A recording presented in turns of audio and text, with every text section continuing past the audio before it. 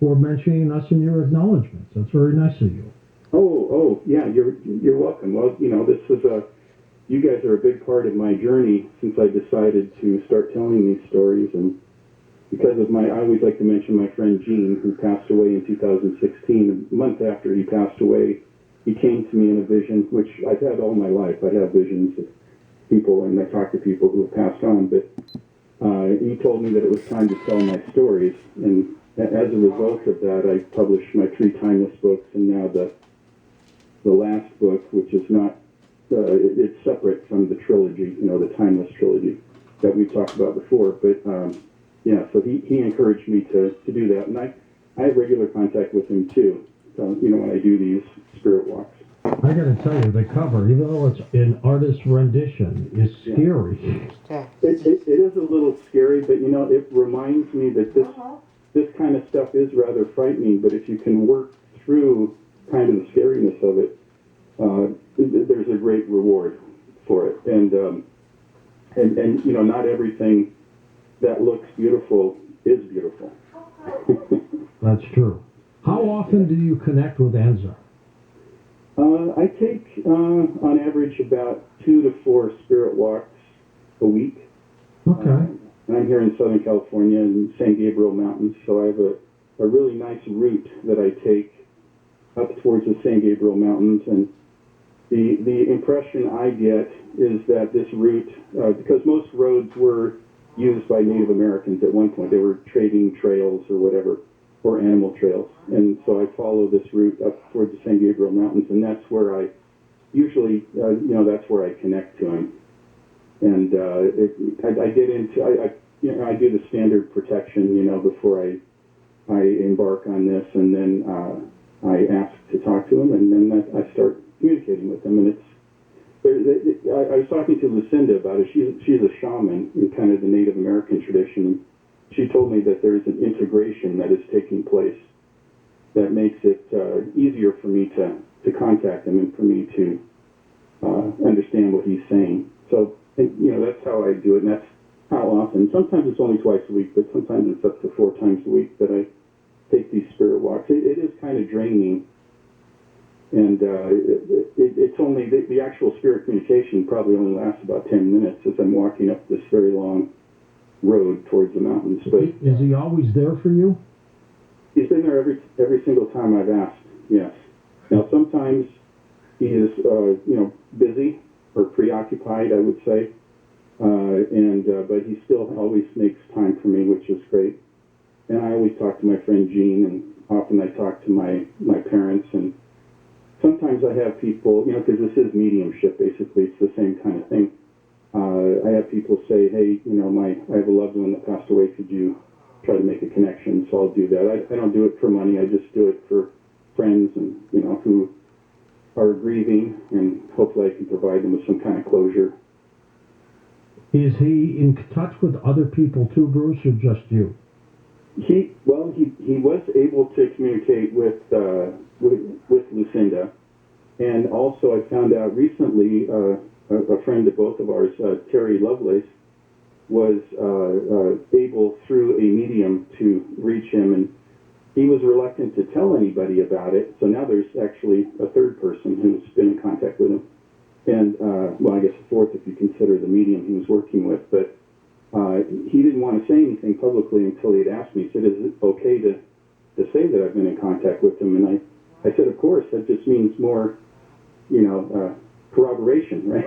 It's just, more people that have actually talked to him. I don't think he's seen him, but he's been able to reach out to him. I don't know how much information. I don't think he's gotten a lot of information, but at least he's reached out to him. So he's expanding his contact list, I guess. But as far as, I don't know if he's in touch with anybody else. Nobody's ever said anything who's read my books.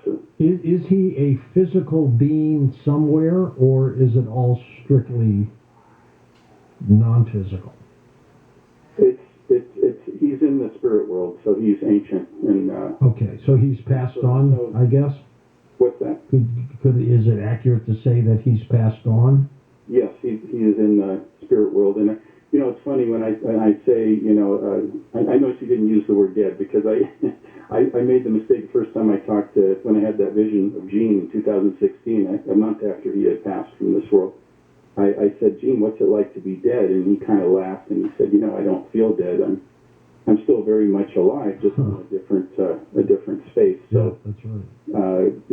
So he is Anzar is in the spirit world. He's never like physically appeared in my reality anyway. Let's talk about some of the things, Bruce, that he has embarked on you and has talked about. What are some of the things? We'll get into his predictions later on tonight, but generally, what are some of the profound things he has said to you? Yeah, one of the things that I think is really important is this question of who are the aliens, quote unquote aliens, and what do they want? And since he represents, at least in an ancient sense, and his response, and Gene also says this. He says, we are the aliens. In other words, we are all the aliens. We're all connected, sure. In other words. And at first I didn't understand when he said, we are the aliens. I thought, okay, that's fine, you guys, where you are. And then he corrected me, no, we are all the aliens. He uses the phrase revelation to you a lot, doesn't he? Yeah, he did. It's in contrast to the term that is used in the ufology community of disclosure. But when you think about it, disclosure is kind of an other-directed activity. That's where we sit here and wait for the government or people in authority to disclose the precious information that they have. Whereas he says it's revelation, where it's revealed to us as individuals, as people, from the grassroots, from the ground up. And it's really our responsibility. And he said that's the best way to look at it, because if you just wait there for the government or people in authority to tell you what the truth is, you could be waiting and we have waited a very long time, and we're still waiting, although we're inching along, But so that's what he means by revelation, and it's very much a very, as it's intended to be, a very spiritual idea. If you look at the definition of revelation, of course, there's the book of Revelation in the Christian Bible, in the New Testament, but it's revealing the divine truth, which is really what this is about, because it's supposed to lead us to a next higher level of evolution as human beings, or what Anzar calls a leap of consciousness that's occurring. When you went public with knowledge of Anzar, what was the original reaction? I would say that it was mostly people were accepting of it. And I could just it's kind of funny. When I first started talking about Anzar to the CERO group, which you think would be a very receptive, the Close Encounter Resource Organization headed by Yvonne Smith, I asked them later, when it came out with the book, I said, what did you guys think when I first started talking about Anzar? And these are these are people who've had UFO experiences and alien contact. And they said, well, we wanted to believe you, but, there's always that skepticism. It's a fantastic story. So, they kind of took it with a grain of salt. And then as time has gone on, and I've provided them with more of the information and some of the prophecies or predictions, they now say he is exactly who he says he is.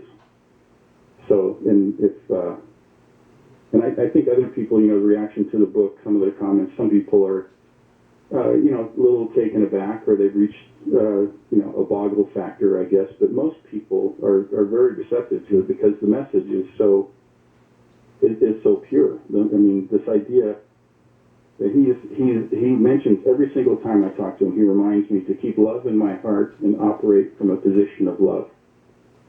And, that it's really, it sounds very simple and simplistic, but it is extremely hard, especially in today's world, where there's so much anger and hatred and division.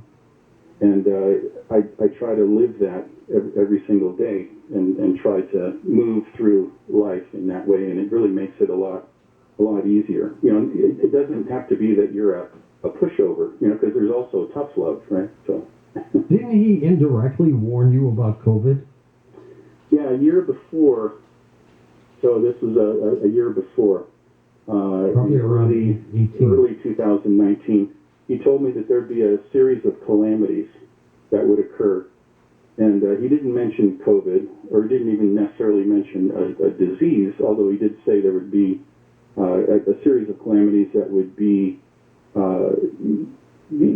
that would probably lead to the death of millions of people, and to be prepared. So every time he tells me, to be prepared, or tells me what could be happening, I always say, okay, can I tell other people? And he said, yeah, but be careful, because predictions can be wrong, but preparations are never wrong. So there's always a caveat to it. And I remember in January of 2020, when I don't think we even had any cases of COVID yet, at least very few Just in the United States. He told me, without me even asking, he said that this COVID-19 came from a weapons lab in China, and he said it was likely, these are the words he used, likely an accident. That's exactly what I said back in December of 2019. It was just, to me, I don't believe in coincidences, Bruce, and the fact that this happened in Wuhan, and they had a viral lab there that has been testing things like this. Come on. I know, and at the same time, George, I had a Chinese exchange student, very nice, she's probably in her 30s, in my history class at the time this was going on in early 2000, and she told me that she was from that area, and she said, this came from that weapons lab. Whatever they're saying is not true. It didn't come from the wet market. We don't eat bats. No, they might, but we don't. Yeah, it's ridiculous. So, and that was, so not only did Anzar tell me that, but then, I had this Chinese exchange student tell me that too. And so, I held on to that the whole time. And of course, that was something that could get you into, some hot water. Of course, now it's all come back around again. So. Absolutely. Now, has he predicted an end to this? Did he see it ending at all? He hasn't told me that there'd be an end. He did talk about, that it would be extended through variants, and the Delta variant, although it would be less deadly, would be very, is going to be persistent. So, to me, it seems like it's going to be with us for a while. And it kind of like the seasonal flu, only a little more serious, of course, but I think it's going to be with us for a while because of the mutations. So, what? And, I'm a historian, not a scientist, but that's my understanding of what he is telling me. What planetary system was he on when he was alive? He told me, I asked him that, and he said the Rigel system within Orion. So he said Rigel and Orion. So I know Rigel is a trinary star system, and it's kind of like I didn't press him for any particular name of a planet or anything, but I think it's kind of like when you're overseas and people ask where you're from. You usually say the biggest reference point. Sure. Hold on for a second, Bruce. We're already at a break. That was fast. We'll talk more about your work, Anzar, the progenitor, next on Coast to Coast AM. Sign up now for Coast Zone, our free email newsletter. Get it today at coasttocoastam.com.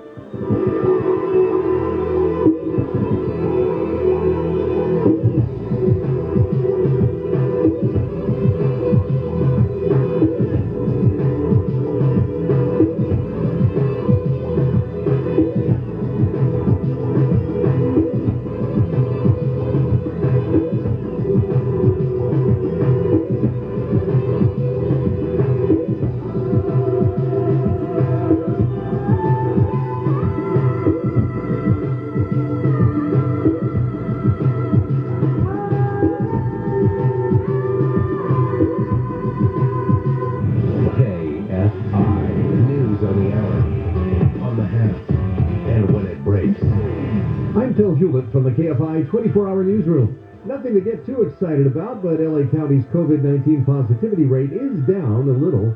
It is 6.2 per 100,000 people. Friday, it was 6.3. Governor Newsom has an enthusiasm problem with his Democratic base. A new poll shows the recall race tightening with 47% supporting it. Add the enthusiasm gap, and Newsom's campaign may want to shift tactics. Comedian Kathy Griffin is doing well after having surgery on her lung. Monday, she announced she had stage 1 cancer and explained she needed surgery to remove half of her left lung. Prior to surgery, she said she'd never smoked and hopes to be back in the swing of things soon. Southland weather from KFI. Heat advisory for the valleys in the IE, low 100s there. Sunny skies today, near 90 for the LA and OC metros. Beaches will be in the mid-70s. Right now, 62 in Garden Grove, Tustin 68. It's 67 in Lakewood and in Burbank, currently 72 degrees. We lead local from the KFI 24-hour newsroom. I'm Phil Hewlett. In Mid-City, this is on the 10 westbound before Crenshaw Boulevard. We have a crash that has only the right lane available right now. Your drive is starting to stack up right around Western. And in South LA, this is on the 110 southbound at 51st Street. Cleanup crews from an earlier car fire on the right shoulder there. Watch for some slowing from burning. Westminster, full freeway closure, 405 southbound from Westminster Avenue to Golden West. All lanes are going to be shut down for road work until 5. KFI and the Sky helps get you there faster. I'm Brian Vance. Replacing your windows and doors doesn't have to be stressful. Instead, it can be transformational. Turning your home into a space that inspires you to live healthier, happier, more comfortably. Seamlessly blending indoors and out to help you feel connected to nature. Morphin windows and doors can make the difference. They're thoughtfully designed for the way you live, with an inspiring range of options that let you create the look you want and lasting quality you can feel great about. When you work with a local independent Marvin dealer, you'll get straight advice about window and door replacement. Marvin specialists will help you plan your project and select the right products for your needs. They'll give you a detailed proposal so you know exactly what you're getting and make the whole process easier. If you're ready to transform how your home feels with windows and doors you feel great about, schedule your free consultation at replacementmadeeasy.com. That's replacementmadeeasy.com. As life opens up, when to wear your mask may be a little confusing, but you can always be certain who to call if you find yourself in handcuffs, and not by choice. I'm attorney Darren Kavanoki of 1-800-NO-CUFFS. My team has the top DUI and criminal defense attorneys in California ready to help you. Case evaluations are free, and we're here day or night. 1-800-NO-CUFFS. Because no one looks good in handcuffs, unless you're into that sort of thing. 1-800-NO-CUFFS. Should kids and teens get the COVID-19 vaccine? Is it safe for my daughter? Have they been thoroughly tested? Will my grandson be okay if he gets vaccinated? He's still developing. The short answer to all these questions? Yes. The COVID-19 vaccine is proven to be safe and effective for ages 12 and up. Add a COVID-19 vaccine to your child's back-to-school checklist. Visit myturn.ca.gov to find a walk-in option or make an appointment. Brought to you by the California Department of Public Health. KFI, AM 640, more stimulating talk. Nobody's clean. Nobody's clean in any of this. Yeah. Well, if nobody's clean, then nobody's dirty, right? Like when Syndrome said in The Incredibles, no, if everyone's super, then no one is. Jerry and Shannon. Exactly. Right. Weekdays at 10 a.m. on KFI. KFI, AM 640, more stimulating talk.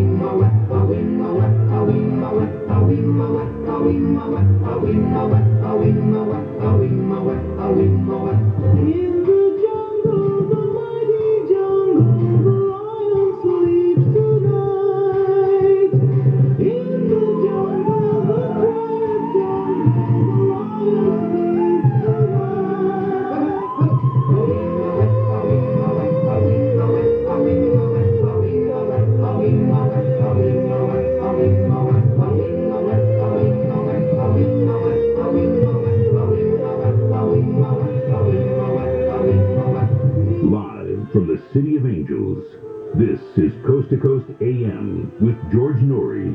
Well, that song, of course, The Lion Sleeps Tonight by the Tokens. You might remember we had Philip Marlowe, one of the Tokens, on a couple of years ago. He was a great guest indeed. ParanormalDate.com keeps cruising along. We're heading for 115,000 signed-up members now. We're 948 people shy of that. We'll probably do that in a few months.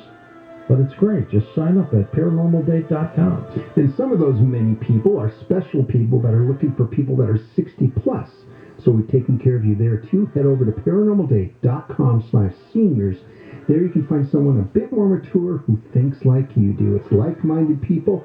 ParanormalDate.com for everybody and ParanormalDate.com/seniors. And before you go on that date, you might want to try this. If the effects of aging leave you tired, run down, or unfocused, HealthyLooking.com and Dr. Alan Millay bring you 4 decades of natural product experience with the exclusive anti-aging system featuring Age Rejuve and Mental Clarity. Dr. Millay, tell us about the anti-aging system. As we age, we're exposed to the sun, toxins, bad water, bad air, people that create stress in our lives. All of that adds up to really have an effect on our physical bodies to really handle and deal with that level of stress. Product Age Rejuve is designed to help the body feel better, be better, and express itself. It is designed to remove oxidation in the body, toxins, and create that healing or that ability that you have to recover. Now, when we combine that with the product of Mental Clarity, not only is it affecting the way that your body looks and feels, but also the way you think, the way you're looking at life, your expressions,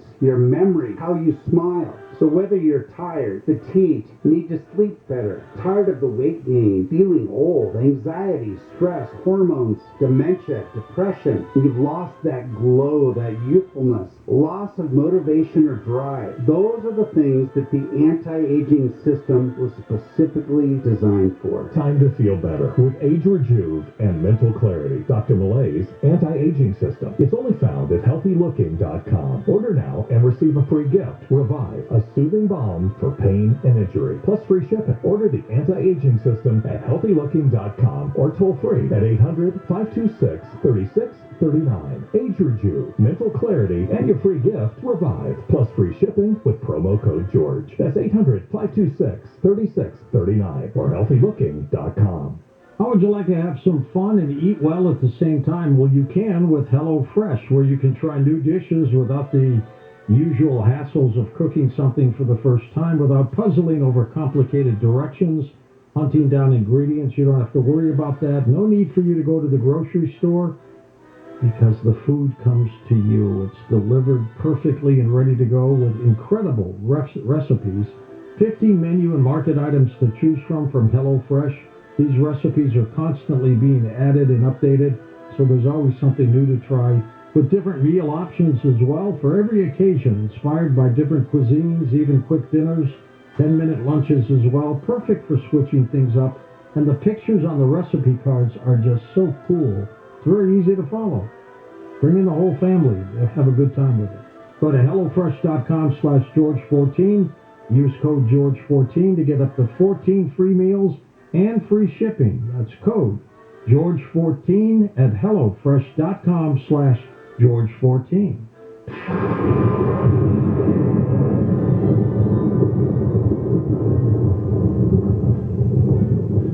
You've been lied to. Lied to by corrupt Washington politicians and the Wall Street propaganda machine. Hi, I'm Inc. magazine best-selling author Brett Kitchen, and I want to give you a free copy of my brand new book, Wealth Beyond Wall Street, because we all know another market crash could be right around the corner. After losing 35% in my IRA in the crash years ago, I said enough, and since then I discovered a way to grow money potentially double digits, reduce taxes dramatically, and also have my money protected when the next stock market crash hits. When the next market crash hits, you lose nothing. Call Wealth Beyond Wall Street now to get your free copy and talk with a specialist to discover this little-known strategy to get potential double-digit growth during good years and never lose when the next stock market crash hits, all while building a tax-advantaged retirement. Call 800-908-1616 to discover this asset that people like Walt Disney and J.C. Penney use to grow wealthy. Plus, get one of just 97 free books left. We even cover shipping and handling, no credit card required. Call 800-908-1616. That's 800-908-1616. 1-800-908-1616.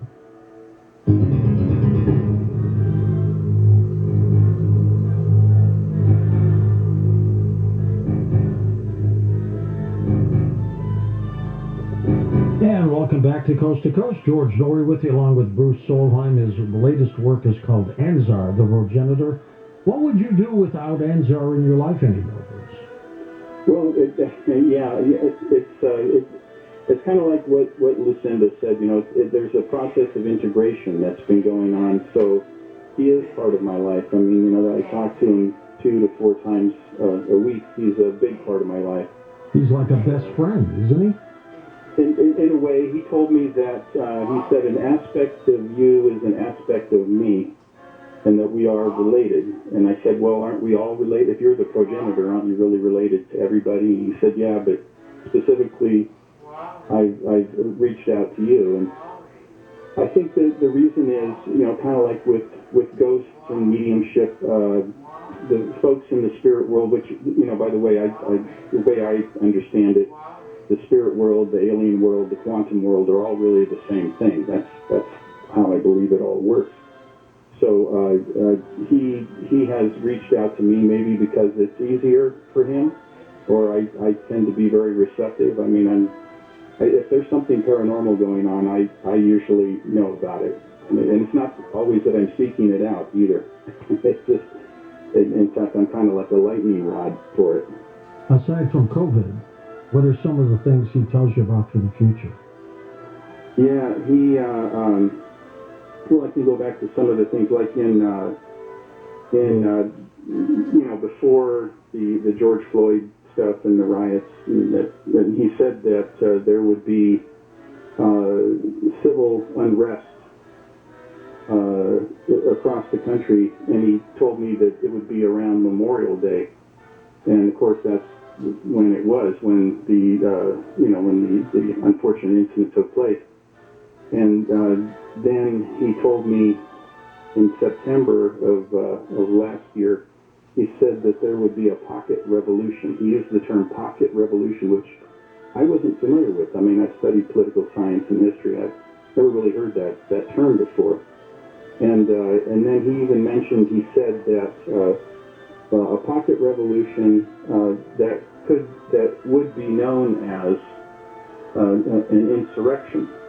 Now, I think the word insurrection is used kind of improperly in terms of the way I look at things in history.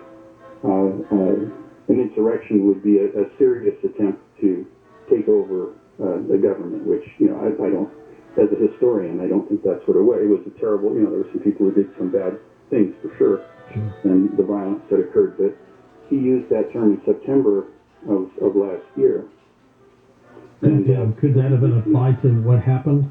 Probably, huh? What's that? Could that have been applied to what happened in January? Probably. Yeah, I think that's what it was, and it's, the whole thing is tied together, because he said that there was, that the civil unrest bordering on civil war, which is still brewing, as we know. I mean, it's still, this hasn't, none of this stuff has really gone away. And I think we're more divided now than I remember us being even in the 60s. And people are so uptight these days, Bruce, too. They're just... what's that, George? I'm sorry. People are so uptight these days. Yes, they are. They're very easily triggered. And, I'm a college teacher. I teach college history, and I've been doing that for 30 years now. And I haven't been in the classroom in, since March of last year, or the year, was it March? Yeah. Are you doing it by Zoom? I've been Zooming and asynchronous as well, which I prefer to the Zoom online teaching, but where everything's just set up and they use message boards and so forth. But I'm I think things have changed so much for young people that I'm really wondering what it's going to be like in the classroom. If people are going to be very easily triggered when things that we would normally talk about, which in history, which, history is filled with, there's great things, but there's a lot of terrible things too that we have to talk about. And I've always told my students that I'm not going to provide a comfort zone for you. You're learning when you're challenged. You're learning when you're out of your comfort zone. If you just go to a class and you preach to the choir, nobody's learning anything. And so that's what I've always told them. And And I'm not sure that that's going to be as well received now. I'm kind of apprehensive, if I put that, I'll describe it that way, to go back into a traditional classroom, to tell you the truth. You might have to. Yes, I will. I'm scheduled in January. In fall, they're still online, but where I teach. Still. But in January, I'm scheduled to go back into, for winter session, to go back into the classroom. What do your students say about Enzar in this situation with you? They, that was the other fear I had, that, when I started publishing these paranormal books was, that my, the college would, retire me early, my colleagues would abandon me, my students would laugh at me. But it's been very, I haven't had them read Enzar yet, it's, because it just came out, and it's a little bit at a time, right? Yeah. But I do mention him in the third Timeless book, which they do read, the Timeless Trinity, the one with the reptilian lady on the cover, the scary reptilian lady. Right. And they are receptive to it. They're very open to it, and I think that they're, that they are very open-minded about it. So I haven't heard any really negative things. I mean, there are people that are kind of frightened by it, of course, as are a lot of people, but that's, so I think the reception's been good with young people in regard to that, but it's the, I think it's the political situation that is really the worrisome thing for them, and they sound, when I read their papers, they sound a little lost, A lot of people are lost these days. Yeah, and I think the responsibility I have, or that a lot of, older people have. I'm 62 now, so it's weird to say older person, but I guess I am an older person. That, we have this responsibility to help them frame things, and to try to understand things. And I think they're kind of adrift, and they don't know what to grab onto, to make sense. And I think it's at this time, more than any other time in my lifetime, I sense that is a big responsibility that we have for younger people, to try to give them something to hang on to. And, when I see protests against, people from the United States protesting against the United States, I often think, I think it was China, one of the athletes did something, or no, it was somebody in Hong Kong said something disparaging during the playing of their national anthem, and the person was put in prison. Well, how about the head of North Korea today killed one of his military leaders because the guy was opposed to what he was saying about and I got to give Kim credit this time. He was developing a plan to get food to his people. Yeah. But the military guy thought it was nuts and basically said that it was ignorant. So they had him shot. Yeah. No, the right to dissent, of course, the right to free speech is essential, but, there's also this idea of being grateful. As my mother always used to tell me, she said it in Norwegian. I'll say it in Norwegian, then I'll translate. Den dårlige fugl som skiter sitt egen rev, and it's a bad bird that defecates in its own nest. And I've always held that to my heart. It's one thing to speak out when you think things are wrong, but also to be grateful for the privileges that we have and the rights that we have and the freedom that we have. So that's kind of a thing that I think maybe younger people, they need to maybe understand. They have to find some moorings there. Well, Lazar has basically asked you to be the light, the bridge. What does he mean by that?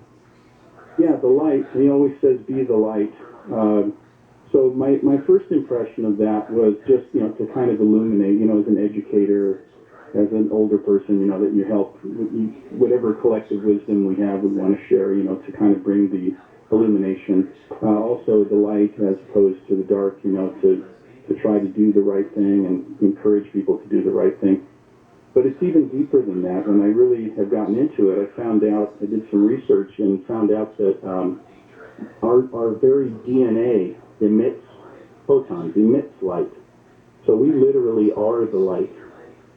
And there are some scientists who believe that that's how telepathy and psychokinesis and a lot of a lot of our paranormal things happen because we do generate light from our very DNA level, and that's how we connect in the quantum universe.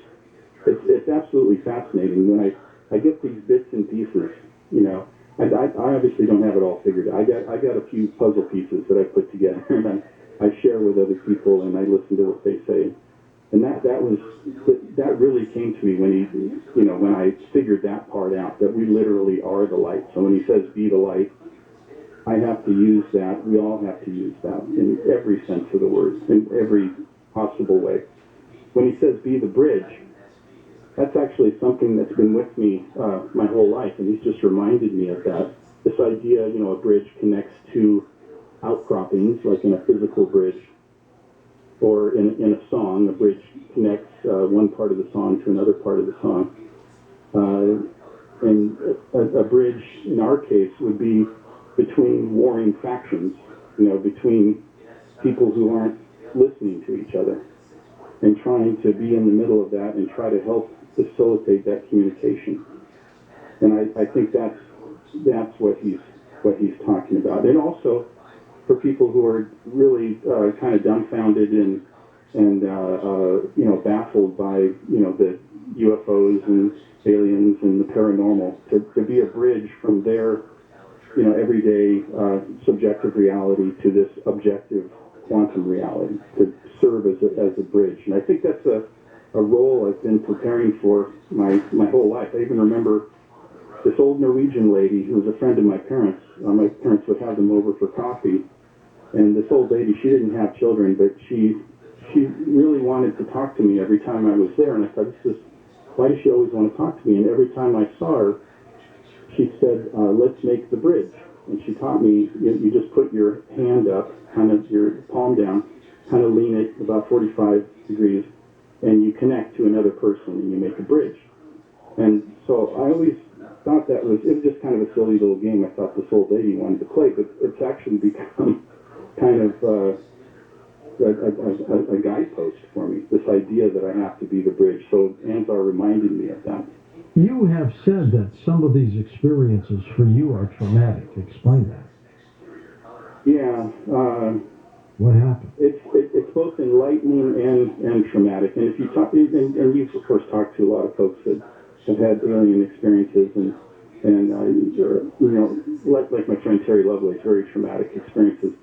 If I talk about 1964, the first occurrence with Anzar, although it was a very positive thing in that he rescued me from a would-be child molester. I mean, it was that serious. That's how important that connection was, that he was able to save me from that.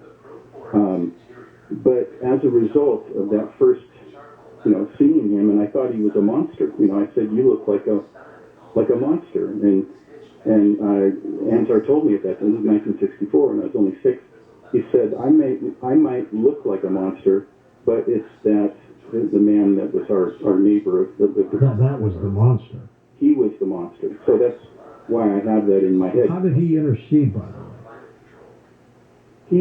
I remember seeing a light in our backyard, and I wondered, what is that light? There shouldn't be a light in our backyard, and these neighbors lived just above us on the hill. And by the way, we lived just below a Nike missile site. So, there's always alien stuff around nuclear facilities. This was the early 60s, right? So 64. And I saw this light, and then I saw his, kind of like I see ghosts. They're kind of semi-translucent, or what we'd now say maybe a hologram or holographic image. And but he was communicating to me. And he was telling me that I don't have to go to that house anymore, because that's where I would go and they would babysit me. And I knew there was something strange going on, without going into too many details, but I knew there was something strange going on in that house. Now, I was never victimized by it, but Anzar told me, you don't have to go there anymore. And he said, and you can tell your parents you don't want to go there anymore, and they will accept it. And which they did. They didn't even. I told my mom, I don't want to go to that house anymore. And she said, fine, that's fine. So, that was. He also showed me this holographic image of a ship too. So, but as a result of that, as wonderful as that was, I was traumatized in a sense, because for the next 2 years, I had a speech impediment. I could not talk without stammering or stuttering so badly that I had to go to a special speech class. Every school day for 2 hours, I'd be taken off to a speech therapy class. And that reason was what? It was the trauma of the experience. Of the experience, not Anzar, but the experience. Yeah, the experience, and also, you know, meeting this alien who I thought was a monster who ended up saving me. It was a wonderful thing that he saved me, but also it was very traumatic for me as a 6-year-old to comprehend, you know, what's going on here. Sure. So for 2 years, it was so bad, and of course, you know, kids can be cruel, and I had trouble speaking, and so it just made it worse. But after 2 years, I was able to go back and, you know. And I bet just one day it cleared up and it was gone. Yes, and I did some research on, you know, speech pathology, and I found that's one of the reasons that kids have stuttering or stammering problems is that they were traumatized as young children. And with the proper therapy, they can learn to not stammer and stutter. Where do people get the book, Anzar the Progenitor? It's available on Amazon, along with the 3 timeless books. So all 4 of my paranormal books are on Amazon. Bruce, when we come back at the top of the hour, let's talk about some of Anzar's predictions for the future. Things that we can write down and just track. And let's see what happens there. Plus, we're going to take some phone calls with you on Coast to Coast AM, so the phone lines are now open. Take a question or two for Bruce Solheim and his incredible experience. We will be back. Find out more about tonight's guest. Log on to coasttocoastam.com.